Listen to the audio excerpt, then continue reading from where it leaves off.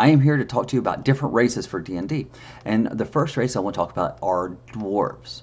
Dwarves are a short, stocky, strong, stubborn race that is one of my favorites to play. So, to give you an idea of some famous dwarves, have you seen Lord of the Rings? Gimli, son of Gloin, is a dwarf. If you saw the Hobbit movies, all the dwarfs, Thorin Oakenshield and Orin and Glorin and Blorin, and I get confused with all their names still to this day. In fantasy books, stories like Flint Fireforge is a very famous dwarfsman. So is Brunner Battlehammer. Those are all very popular dwarf characters in the fantasy realms. Now, to know a couple of things about playing a dwarf, there are two kind of like sub races, kind of like groups. You generally have what's called hill dwarf or mountain dwarf. Now, different game systems might call them something a little bit different, but that's generally the two differences there.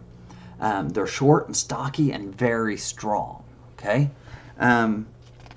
they hold grudges, so they have long memories, and they're like, well, I didn't like that guy 300 years ago, and I still don't like him today. That's kind of like playing a dwarf. They are very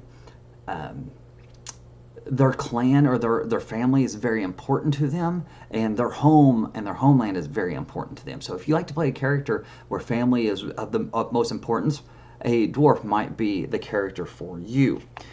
So Constitution for dwarves gets a +2. So if you rolled like a 14 and put a 14 on your ability scores when you created your class, and you want to create a dwarf, you add 2 to that. Now, if you decide to create a hill dwarf or a mountain dwarf, you get additional bonuses in other categories like wisdom or strength.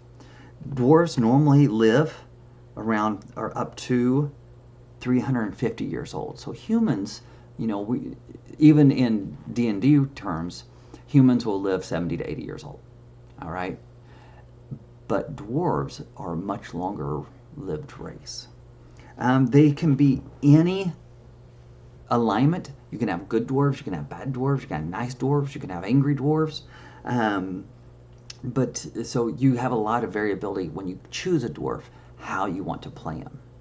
Dwarves normally stand between 3 and 4 foot tall, so not very big at all. And again, check with your dungeon master, your DM, how they want to sway that, because I've seen games where dwarves could be up to 5 feet tall and like bigger stalker.